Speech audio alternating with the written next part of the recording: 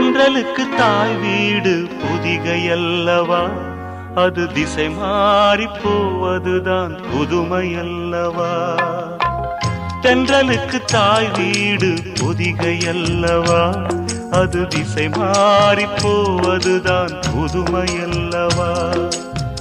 செந்தமிழின் தாய் வீடு மதுரையல்லவா, அது தேசம் விட்டு போவதுதான் விந்தையல்லவா.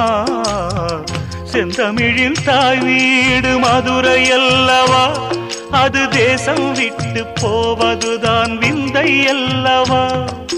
இன்னும் சொல்லவா, சொன்னால் துன்பம் அல்லவா. நான் இன்னும் சொல்லவா, சொன்னால் துன்பம் அல்லவா. தென்றலுக்கு தாய் வீடு பொதிகையல்லவா, அது திசை மாறி போவதுதான் புதுமையல்லவா.